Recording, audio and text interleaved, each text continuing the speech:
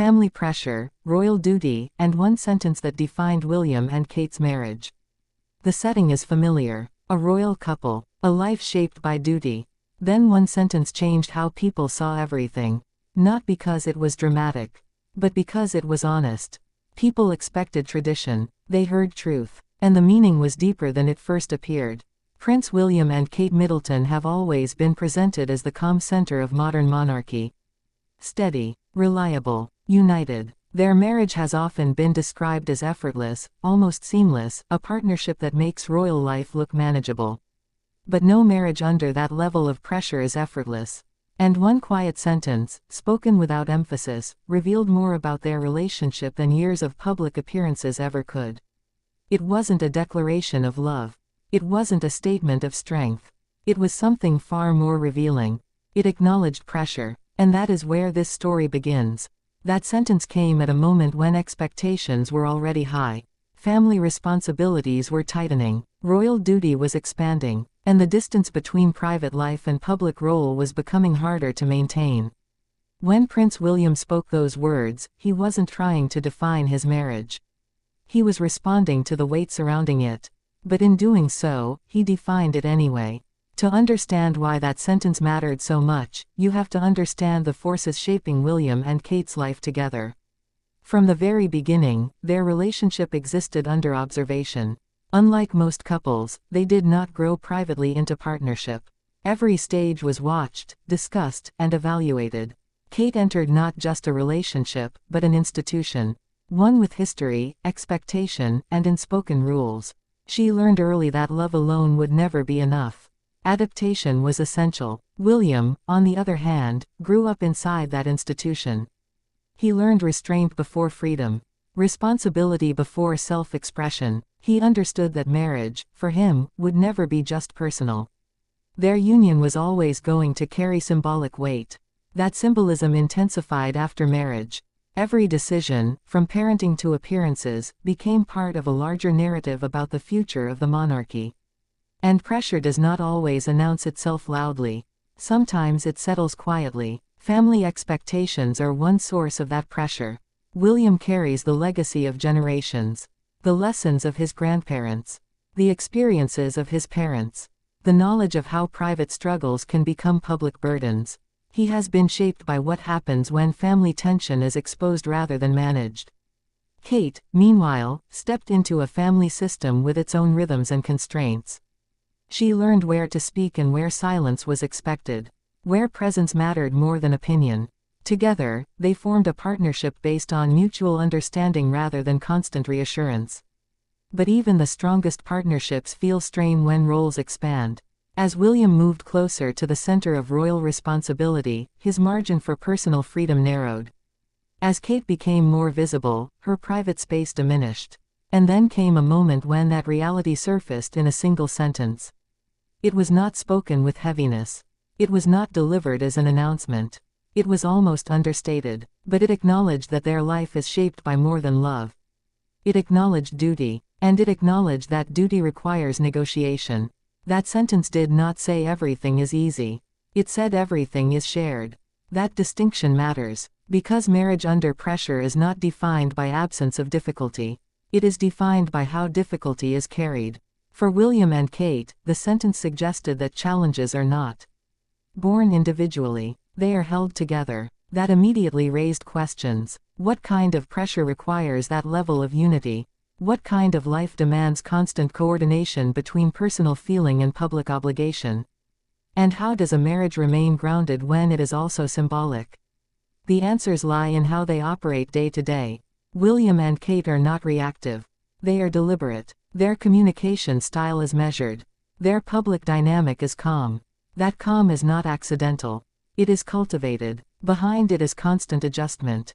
Reading the moment. Anticipating impact. Protecting not just themselves, but their children and the institution they represent. That one sentence hinted at the emotional labor behind that calm. It suggested that marriage, in their world, is as much about alignment as affection. Family pressure plays a central role in that alignment. William's awareness of history shapes his choices. He knows what happens when personal life overwhelms public role. He also knows the cost of suppressing emotion entirely. Kate's role has often been to balance that awareness, to bring steadiness without resistance, to support without erasing herself. Their marriage has worked because neither tries to dominate the narrative. They move as a unit. That sentence made that visible. It also revealed something else. It showed that love, in their case, is not loud. It is practical. It shows up in shared responsibility, in mutual protection, in understanding when to step forward and when to step back. That kind of love rarely makes headlines, but it sustains under pressure. Royal duty adds another layer. Duty is not just about appearances. It is about continuity. It demands consistency even when circumstances change. For William, duty means preparing for a future that allows little margin for personal missteps. Every choice now is seen as a rehearsal for leadership. For Kate, duty means visibility without control. She represents stability even when life feels demanding. That sentence acknowledged the toll of that reality without naming it. And because it was not named, people leaned in. They sensed that something real had been expressed. But rather than destabilizing their image, it strengthened it. Because authenticity does not always require detail. Sometimes it requires recognition. Recognition that marriage is shaped by context. Recognition that love adapts to responsibility. Recognition that partnership is an ongoing process. That sentence offered all three. It also reframed how people view their dynamic. Instead of seeing them as effortlessly composed, audiences saw them as intentionally united. That shift matters. It suggests that stability is not passive. It is built. And building under pressure requires trust. Trust that your partner understands the weight you carry. Trust that they will stand beside you even when the path narrows. Trust that the relationship can hold complexity without breaking. Family pressure often tests that trust. Expectations from elders. Comparisons to the past. The unspoken responsibility to avoid repeating mistakes. William carries those expectations daily. Kate absorbs them alongside him. That sentence acknowledged that reality without blame. It did not point outward. It pointed inward. It said this is ours to manage. That approach explains why their marriage has endured scrutiny. They do not perform unity. They practice it. The sentence did not deny pressure. It reframed it as shared. That reframing is powerful. It invites empathy rather than judgment. It also raises another question. How does a marriage stay emotionally alive when duty demands so much restraint? The answer lies in boundaries. William and Kate are known for guarding their private life carefully. That boundary is not about secrecy. It is about sustainability. They understand that intimacy cannot survive constant exposure. So when a personal truth does surface publicly, it is often intentional. That sentence likely reflected a moment where acknowledgement felt necessary. Not to explain, not to justify, but to ground. Ground the narrative in partnership rather than perfection. The public responded to that grounding. People recognized something familiar. The way couples under pressure speak in code. The way support is implied rather than declared.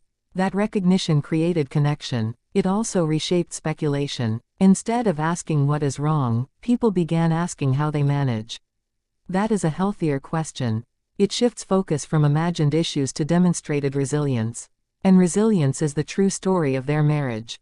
Not because they are immune to strain, but because they adapt to it. That sentence captured that adaptation in real time. It did not freeze their relationship in an idealized image. It showed movement, adjustment, growth. Those qualities matter in leadership. A future king who acknowledges shared burden models a different kind of authority. One based on partnership rather than distance. A future queen who stands within that partnership models strength without rigidity. Together, they offer a vision of modern royalty that values emotional intelligence as much as tradition. That one sentence crystallized that vision. It defined their marriage not as flawless, but as functional under pressure. It said love does not eliminate duty. And duty does not erase love. They coexist. And coexistence requires constant recalibration. That is the reality of their life. As time passes, that sentence will likely be remembered not for what it revealed, but for what it normalized. The idea that even at the highest level of visibility, marriage is still about navigating tension together. That is not a weakness. It is a strength. Because it shows that unity is not about absence of challenge. It is about shared response. Prince William and Kate's marriage is defined not by ease, but by alignment. And one quiet sentence made that unmistakably clear. It did not change who they are. It clarified how they endure. Under family pressure, under royal duty, and under the weight of expectation. Together.